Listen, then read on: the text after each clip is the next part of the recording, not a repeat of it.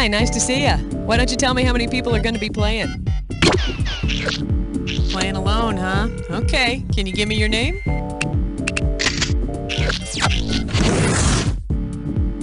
Okie dokie. Have a look around and choose an episode. Or hit the letter F to see your favorites.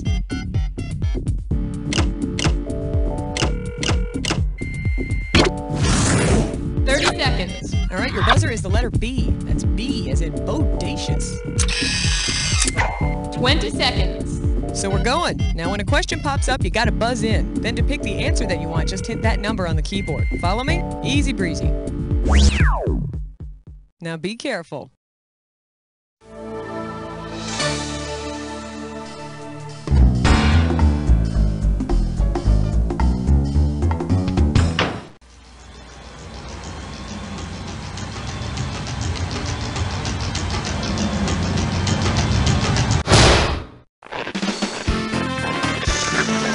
It's time for the show where high culture and pop culture collide.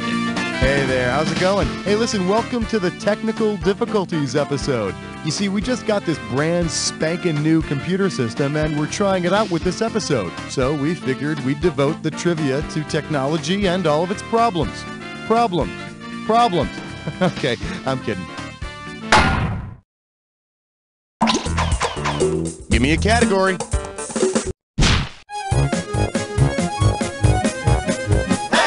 Well, what do we have here? Talk to me, you electronic baby. You're looking at $3,000 on this one. Eyes forward, we're going. If you told your computer that its unit of memory was outdated, what would be the most appropriate comeback? Bite me, you're fat. Ram it up your ass. Or, your motherboard is a slut. in computer speak, a byte is a unit of memory. But remember, words that come out of a computer aren't real, so they can't hurt you. Okay, dumbass? Category, please.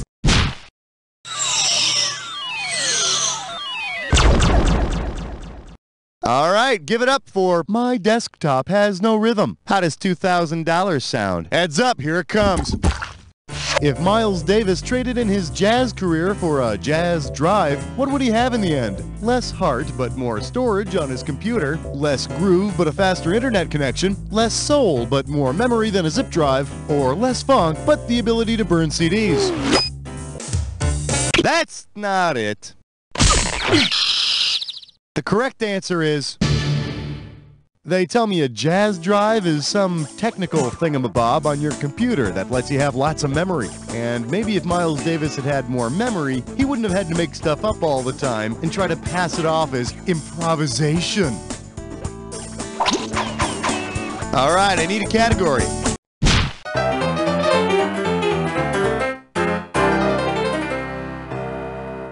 Let's take a look at hyperactive kids won't stop saying the darndest things. You get it right, I'm putting you up $2,000. See what you can do with this one. If your hyperactive child begins playing around in HyperCard, what will you get? A cell phone that constantly rings, a jet airplane that won't stop. HyperCard is a computer program that allows people to make custom products, like games, on their computer. And do you know what you get if you put an infinite number of hyperactive kids typing at an infinite number of computers? NBC's fall lineup. Thank you. Time to pick a category. The category is anything you can do, a machine can do better. I'm gonna give away $3,000 this time. Well, hey, I just got some good news. Yeah, I just heard that my bosses hope this new computer system will eventually replace me as the You Don't Know Jack host. Don't they know how much they need me? How irreplaceable I am? Here, I'll show you. Considering this movie shows humans triumphing over technology, which flick would best prove to my boss that a computer can't replace a Schmitty? Zapped, Short Circuit, War Games, or Turk 182?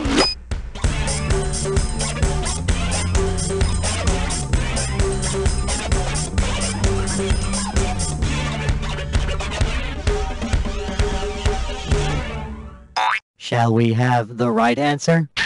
So let us try and remember that a computer cannot do a person's job, especially a host's job, especially a host who... The teleprompter went down. Can somebody check that out, please? I don't know what to say now. I'm not sure what I should do. La la la la. I'm a little teapot. I'm so lonely. Throw me a category. Hey, bless smut with dime store.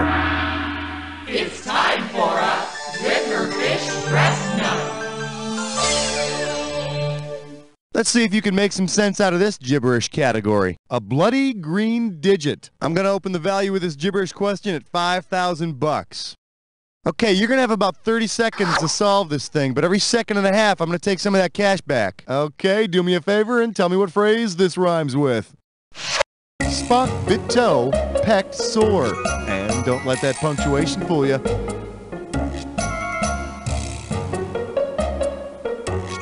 First clue, nerds wear these. This could do it. Type in your answer. You know, believe it or not, I used to wear a pocket protector before I became hip. Now I just wrap my pens in a piece of tin foil and tape them to my belt. All right, pick a category. May I introduce? Please stand by. Get this one right, you get a grand. Okay, so in this one, where's the question? Come on, come on! The question's not coming up! Okay, well, I'm supposed to hit this button here when that happens, so, let's see. Due to technical difficulties, the regularly scheduled Jack question will not be aired. In place of it, we hope that you will enjoy one of our classic Jack questions, first aired the week of November 1st, 1964. Well, gee, that's convenient. Alrighty, boys and girls, listen up, because this one's a real doozy. It's all about the wonder. The evil Soviet Union sent the first animal into space in 1957. A dog named Laika. Isn't that swell, kids? Of course, since it was a communist space mission, they let the dog die. All right, I need a category. Coming at you, producers producing produce. You give me a right answer, I'll give you 3,000 bucks. Let's see how you handle this one. If you see a movie called Attack of the Killer Flavor Saver Tomatoes, from what will the characters probably be running? Robotic tomatoes? Genetically engineered flavor savers are tomatoes that have been genetically engineered to stay nice and firm after vine ripening. And boy, do these babies stay firm. I mean, you just want to touch them and hold them and squeeze them and hold them, but you know, you don't. No fondling the produce, since the court order. Category, please.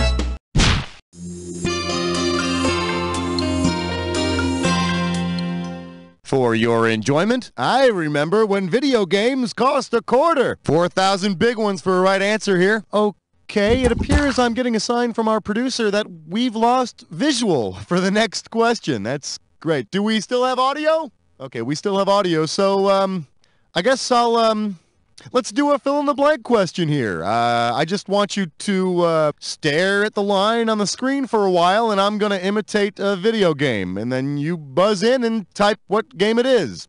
So it goes like this. Bleep, bloop, bleep, bloop.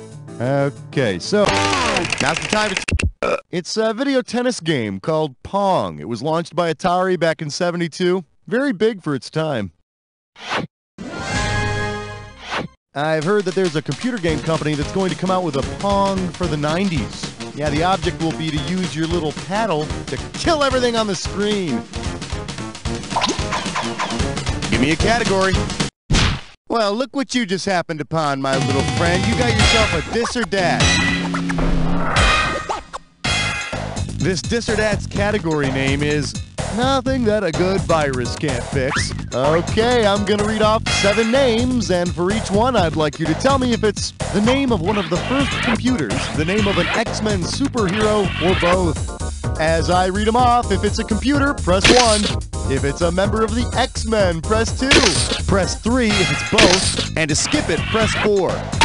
Each correct? Well, someone's done this before. Here's your 30 seconds.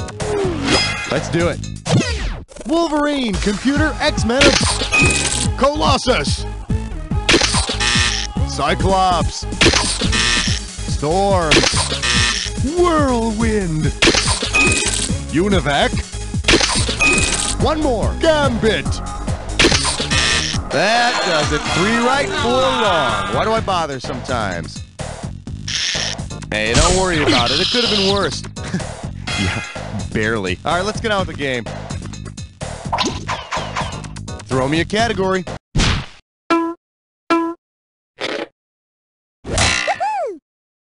This one's called Playing in a Room Full of Balls. You get a right answer, you're walking away with $4 grand. See if you can wrap your skull around this.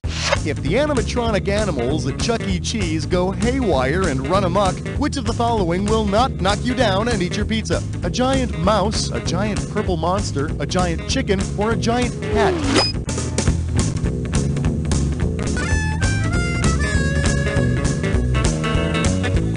No, there is a giant purple monster in the animatronic Chuck E. Cheese band, and I am not ashamed to say that it scares the hell out of me. Here's the one you didn't pick. There is no giant cat amongst the artificial animal ranks at Chuck E. Cheese. However, if you take your extra tokens to the strip joint next door, you can get a close-up look at plenty of, well, never mind. All right, pick a category.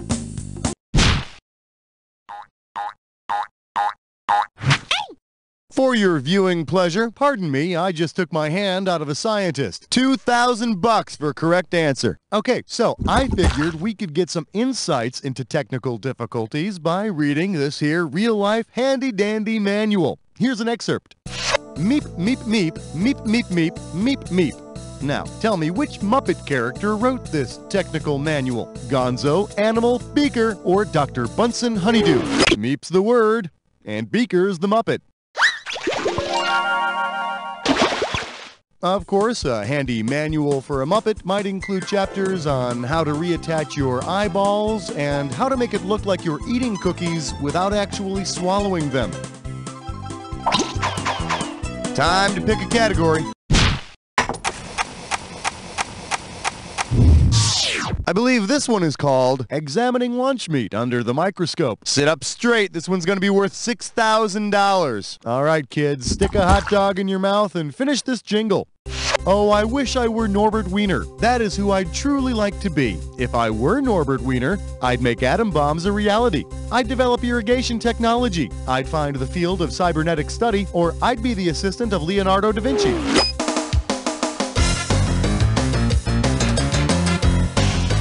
My close personal friend, Mr. Norbert Wiener, founded the field of cybernetics, which, as we all know, is the study of communication in mechanical and electronic systems. Which is not unlike Wienernetics, which, as we all know, is the study of how hog anuses and entrails can be turned into delicious meat tubes. All right, I need a category.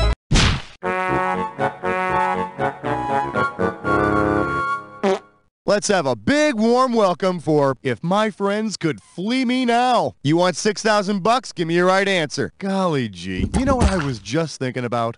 How Kathy Lee Gifford used to do all those ads for Carnival Cruises. Low prices, fabulous nightlife, and all the Cody stories you can stomach. Say Carnival Cruise offers a fantastic voyage. If the cruise is modeled after the science fiction movie of the same name, what will Kathy Lee do in the commercial? Dive into the hot magma at Earth's core, sail past the hills of Mars, relax on the pancreas, or explore the clouds of heaven. Fantastic Voyage is this sci-fi classic where a submarine full of people is shrunk and injected into a human body. And then, of course, oh boy, all sorts of stuff goes wrong. Gee, this is great because nobody dresses up a colon like Kathy Lee. Am I right, folks, or am I right? Give me a category. This category is known as, is it really worth a brain tumor? How does $4,000 grab you?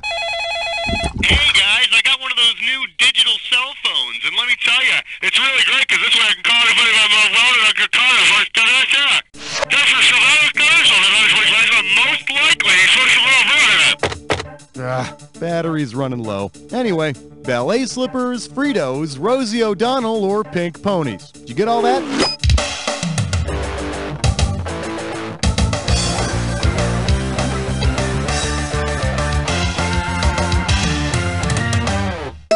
Gee, looks like somebody's not too familiar with their Sigmund Freud. You know, I used to have a job cleaning up after the pink ponies. In fact, there were some nights when...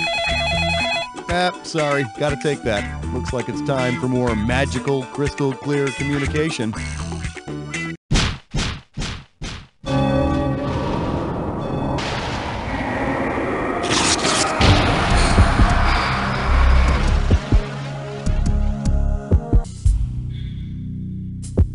Welcome to the Jack Attack. When you see two words on the screen that match, hit your buzzer. If you're right, I'll give you $2,000. If you're wrong, you're going down 2,000. But don't forget, remember the clue. Not any old word's gonna do it. It's gotta be a match that fits this clue. What kind of music machine are you? I'm one of those rolling rhythm machines. I toured with Human League back in '83. Yeah, baby.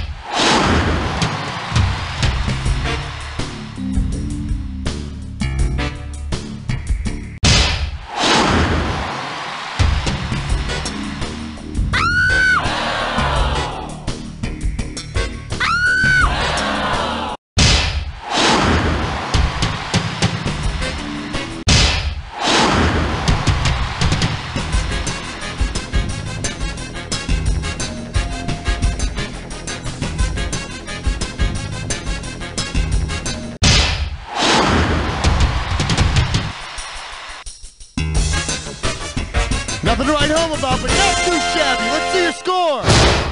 That's the game.